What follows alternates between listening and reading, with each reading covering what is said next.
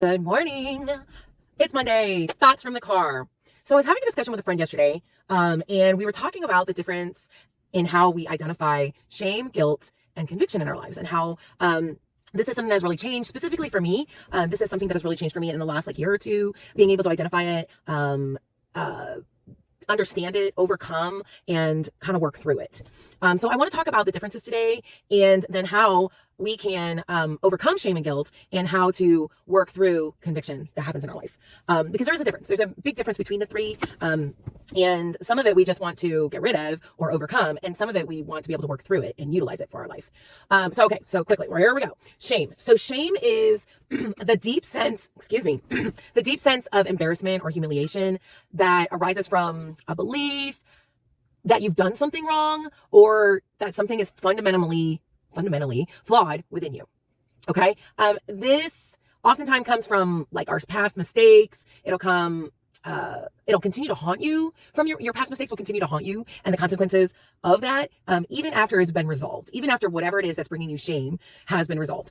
Examples of this can be very serious things, such as, if you were ever sexually molested as a child, or if you, something happened, like you made a choice or decision at a young age that changed the trajectory of your life and other people's lives. I'm talking major things. It can also be very small things that we do or don't do in our life. Maybe we told a lie to someone, and then we feel the shame of that lie that we told. Or we made a decision that we know wasn't the right decision, and it affected someone's life, and then we carry that shame with us.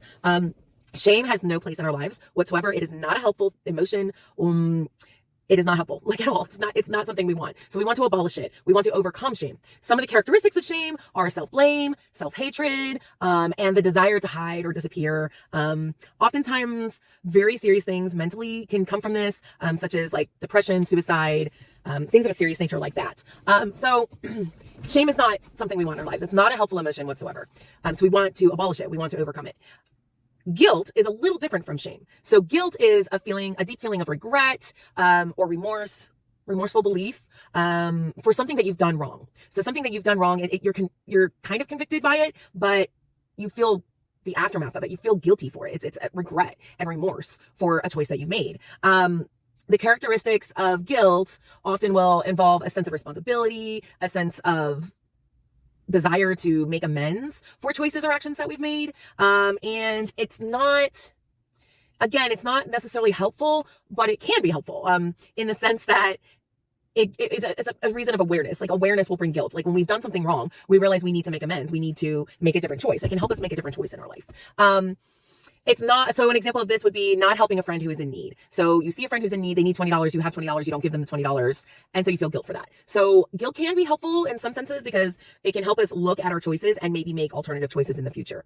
And then conviction is the strong belief or opinion that is formed as a result of our experiences or deep thought that we have. And the characteristics of conviction is that they can be both positive or negative. Our convictions can actually be negative, but it's almost always associated with a sense of certainty or purpose. We just know that we know, and sometimes we can be wrong in our convictions. Our convictions are not always right because it is based on a belief or opinion. So there can be changes to it. We can be wrong in our convictions, but internally, we feel very strongly, and we have a certainty within us and kind of a purpose for whatever we believe. So the differences between the three of these is the focus. So the focus of shame is focusing on self and perceived flaws. So they're not necessarily actual flaws that we have or weaknesses, but they're perceived flaws, things that we think other people perceive about us or we perceive about ourselves. It is all self-focused. Like I said, shame, not helpful really at all. Guilt focuses more on specific actions or the specific consequences from our actions. And then conviction focuses on the belief or opinion that we have about a situation, person, etc. There are different emotions that go with each of these things. So shame is usually accompanied by feelings of humiliation or self-hatred, and guilt. So guilt, I would say feelings are more about regret and remorse, which is what I kind of said already. It's usually about that specific action. So we have regret, remorse, we can have a little frustration when we have guilt. And it's just we know that we did wrong. And so we need to make amends for it. There's this feeling of really needing to make amends for the action that we took. And then conviction has a range of emotions. So these emotions can go anywhere from excitement to anger to determination. So conviction, like I said, because it can be both a negative and positive thing, depending on how we're utilizing our conviction, has like a different range of emotions. So understanding the difference between these three things can really help us to determine and manage our emotions in a more positive way, in a way that is more emotionally stable and healthy. So that's why we're talking about these. So I think let's tackle overcoming shame. How do we overcome shame? Because that's the one we really need to overcome. So overcoming shame. And it's kind of the same for all three of these, is we're going to kind of have the same three things we're going to do, but the questions are a little bit different on some of them, because we're going to ask ourselves questions in order to be able to identify, is this shame, is this guilt, is this conviction? So the first thing that we have to ask ourselves and do is we have to identify the source. So what is the source? Where is this feeling of shame coming from? Does it relate to a specific event or a specific belief in my life? That is the question we can ask ourselves. So where is it coming from? Where is the source of shame coming from? And is it coming from a specific event or belief? And that's how we can kind of identify if we're actually feeling shame or guilt or conviction, because sometimes we can feel a little confused about those three things when it comes to certain situations and circumstances in our life and decisions that we have to make. And then I think the next step in order to determine the difference between the three is to challenge negative thoughts, because shame will always have negative thoughts. So how we do that is we ask ourselves, are my thoughts and feelings of shame, are they accurate or helpful to the situation and to my life in general? So I think this really helps us to challenge those negative thoughts and those negative beliefs that we may be having that are perpetuating shame for us. And I think that this is very helpful, specifically when we're talking about shame and guilt. This is really helpful. And then some of the things that we can do if we determine then that we are in shame is that we can focus on our strengths. And I think a question we can ask in order to help us to focus on their strengths is, what am I good at? Or what value do I bring to the world? This helps us kind of like overcome shame and be able to move past it. I think a couple other things that help us move past shame when we've identified it as shame is we can set achievable goals for ourselves, surround ourselves with really positive people, and as always, have compassion for ourselves and enact self-care when we've identified that we're in a shameful season or we feel shame about a circumstance or situation or decision that we made in our life. Okay, so then how do we overcome guilt? So again, we ask ourselves and we identify the source of where guilt is coming from. So we ask ourselves, what is causing me to feel guilty? Is it a pattern of behavior maybe, or a pattern that's happening in my life, choices that I'm making, or is it from an event, like one specific event from my life that is causing me to have guilt for a situation or a circumstance or a decision that I've made, an action that I've taken? And so again, then we challenge the guilt with asking ourselves, are the thoughts and feelings that I'm having about the situation, are they hurtful or helpful? Is it something that I actually need to make amends for, this thing that I've done? And so once we've identified that the guilt is actually guilt and not shame, because it has to do with regret and remorse for a situation and not just self-hatred and like, I'm just, a worm and horrible and everybody should hate me, when it's actually something we've actually done. If it's a behavior we've done and we have that conviction along with the guilt, we feel convicted about a choice that we've made and we have guilt, then we need to make amends for that thing. And we make amends by apologizing very genuinely and asking for forgiveness. I think that's a huge difference when we're trying to make amends, is not just saying I'm sorry, but actually asking for forgiveness, because that puts the power into the victim's hand of whomever we have offended and who we need to make amends with, why we're feeling remorseful or regretful about whatever the situation is. And then I think an important thing to help us overcome guilt is to learn from our mistakes. So we've made a mistake, we've made a choice, and we realize, okay, this wasn't a good choice and I need to make amends for it. So now we need to change the behavior. We change the behavior by learning from our mistakes.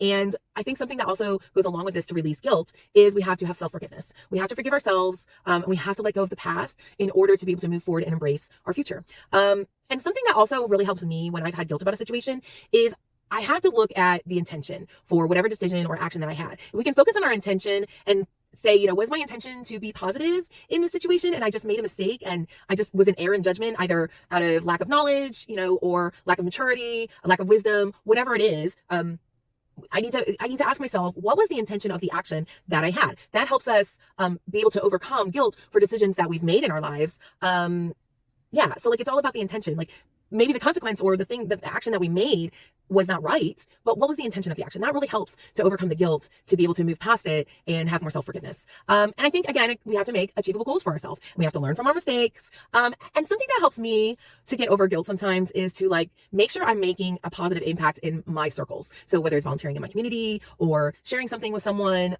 being a positive influence helps overcome that guilt for whatever situation that we've had in our life. I hate to say it's like a penance, but it's kind of like a penance, I guess. And it's not something that we have to do perpetually, but we do it from this place of, I want to do good in the world. I want to make a positive impact on the world because I love people and we do it from love. We do it from love, not out of more guilt, but out of love. And that love overflows and we allow the good actions and our good intentions that we had before we made the mistake that caused the guilt, to overflow to others. And again, we have to have self-compassion, and we need to have self-care when we've identified that we are in a season of guilt and we need to overcome guilt.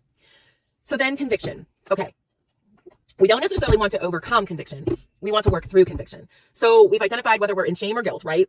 And oftentimes this will, especially when we're talking about guilt, it comes from a conviction that we had. Remember, a conviction is a belief or an opinion that we have based on experiences or deep thoughts that we have, right? Or something that we learned. It may have been taught to us. And so we have conviction about something. So again, working through a conviction, we have to identify the source. Where does this conviction come from? Is it based on an experience that I've had? Is it based on a cultural bias that I have? Or is it based on another factor, like a religion that I have? Or is it based on something that someone taught to me about myself or about a situation? And I think that then we have to examine the evidence. This is super important when we have conviction in our life to, one, decide, is this conviction guilt or shame? And do I need to move forward with this, or do I need to kind of reevaluate? We have to examine the evidence. So when we examine the evidence, we have to ask ourselves the question, is this evidence solid, and is this evidence unbiased? Those are two very important questions when we're talking about conviction about something and whether or not to proceed, because remember, conviction gives us purpose, and we are very certain oftentimes when we're talking about conviction. So we need to make sure that what we're believing that is causing this conviction is solid and that it is unbiased. And we have to ask ourselves the question too, are there alternatives that need to be considered that I maybe haven't considered? And then I think something that is important when we have conviction, when we've identified that we're feeling convicted about something, is then we have to assess the impact. We ask ourselves, is this solid? Is it unbiased? Is there alternatives that I need to think about and consider? We have to assess then the impact of how does this belief or opinion, how does this affect my life? How is this affecting my life right now? Does this thing help my life, or does it hinder my life? And then I think we always need to make sure that we're challenging our conviction. Again, kind of going back to that question of, is there alternative to be considered? I think another question, we have to question our assumptions, because oftentimes we haven't questioned our assumptions. And that is a good way to challenge that conviction, is to kind of ask ourselves, am I assuming this? Am I assuming something? Or is this really based on solid evidence? Again, is it truly unbiased and truly solid? Or is this, based on something that I was told or something that I haven't experienced for myself? And I think that if we've decided that we have a strong conviction and we believe it is right, we still have to, again, question any assumptions that we may have. And then if we consider the possibility that there are alternatives to whatever we are feeling convicted about or believe and have an opinion about, is then have I considered other viewpoints? And am I willing to be open to new information? I think is a big thing when we're talking about conviction. And how we do this, how we determine whether we can still maintain the strong conviction, or if we're being more open, and if there are alternatives and assumptions that we've had and we need to be more open in general, there are three questions that we can ask. The first question is this belief or opinion that I have still relevant? Does this serve my goals and values? Is another question that kind of goes along with that. So it's a layer of questions. So those two questions of, is it still relevant, and does this serve my goals and values? The second question that we can ask ourselves to determine if we need to maintain this conviction or not is my opinion, belief, is it flexible?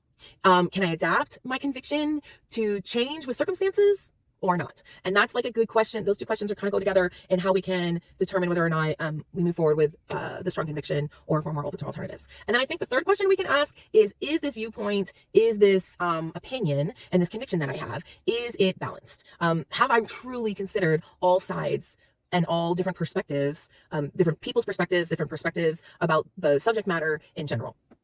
Okay, so then moving forward, how do we move forward when we've been convicted? If our conviction remains strong, we have to ask ourselves, how do we use it to guide our actions and our decisions? And if it's changed, then we have to ask ourselves, how do we integrate this new viewpoint into my life? Okay, that's a lot. Okay, so my challenge for you today. If you are feeling a certain way about something going on in your life or something going on in the world, and you're not sure if your belief is based on shame, guilt, or conviction, I want you to ask yourself some of these questions that I said. What is this relevant? Is it flexible? Is it balanced? This viewpoint that I have. Am I being open? Am I willing to be flexible? Am I willing to question assumptions? And am I just being self-hate? Am I being hateful towards myself?